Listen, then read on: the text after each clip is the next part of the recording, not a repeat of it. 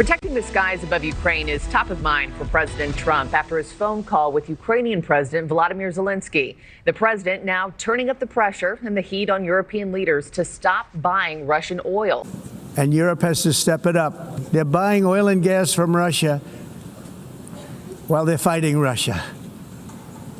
It's embarrassing. President Trump has once again sent shockwaves through Europe with a direct warning to the European Union. In a fiery speech, he declared that Europe must stop buying Russian oil immediately or face serious consequences. His message was clear and blunt, reflecting the same tone he used during his years in the White House when he repeatedly challenged Europe over energy security and NATO spending. Trump argued that every barrel of Russian oil purchased by Europe is funding the Kremlin's war machine. He accused EU leaders of hypocrisy, saying that while they claim to support Ukraine and stand against Russia, their continued reliance on Russian energy undermines their own sanctions.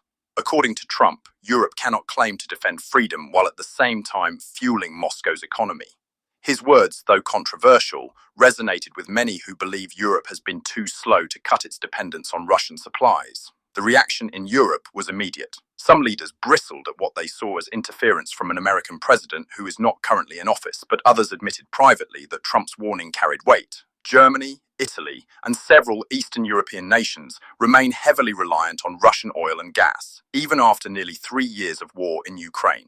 Transitioning away from this dependence has proven difficult, costly, and politically explosive. In Berlin, government officials pushed back against Trump's tone, insisting that Europe is already diversifying its energy sources. They pointed to new liquefied natural gas terminals, investments in renewables, and deals with countries like Norway, the United States, and Qatar.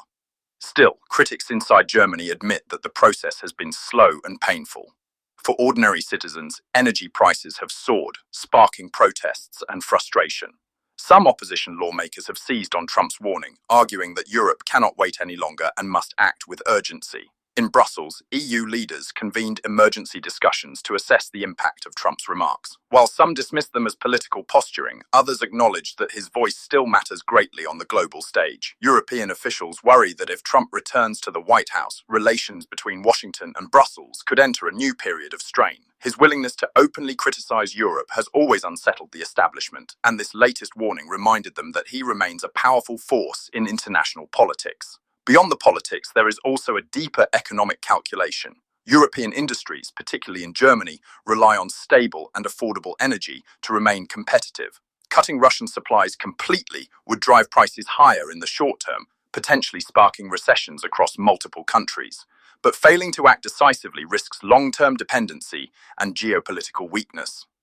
Trump's blunt message forced EU leaders to confront this dilemma head-on, and it has already reignited debates across the continent. In Washington, Trump's warning has stirred debate as well. Supporters of his message argue that he is speaking truths that current Western leaders are too cautious to admit. They say Europe's half measures have prolonged the conflict in Ukraine and weakened the credibility of the West. Critics, however, claim that Trump's confrontational style risks dividing allies at a time when unity is crucial. Some accuse him of undermining President Biden's diplomatic approach, while others see it as a preview of what US-EU relations could look like if Trump returns to power. Meanwhile, in Eastern Europe, where countries like Poland and the Baltic states have long sounded alarms about Russian influence, Trump's words were welcomed.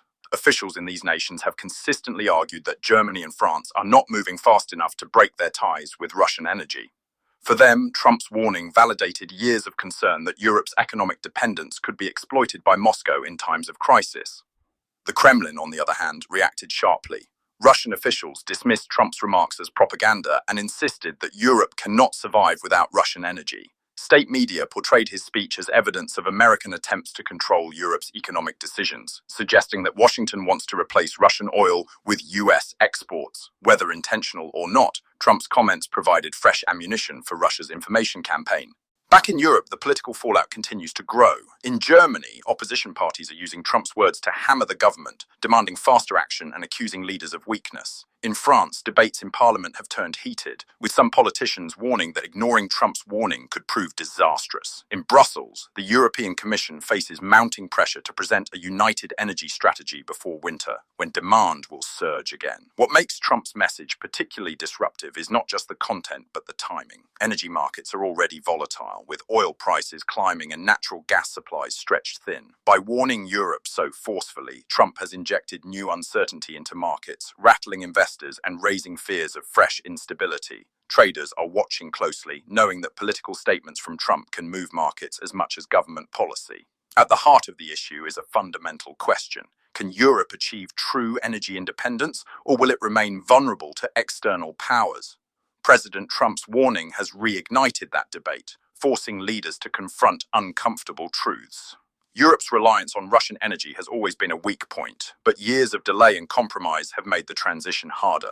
Now, with war in Ukraine dragging on and political pressure mounting, the margin for error is shrinking fast. For Trump, this confrontation with Europe is also about leadership and credibility. He has long argued that America must lead by being tough, direct, and unapologetic. By challenging the EU publicly, he is sending a signal not only to Brussels, but also to Washington, where the 2024 election cycle is already shaping the global conversation. His warning about Russian oil may be aimed at Europe, but its ripple effects are being felt worldwide. As the debate intensifies, one thing is certain. Europe's energy future, its economic stability, and its political unity are once again under the spotlight. President Trump's warning has added fuel to the fire, leaving EU leaders scrambling for solutions and citizens wondering whether their governments are truly prepared for what lies ahead.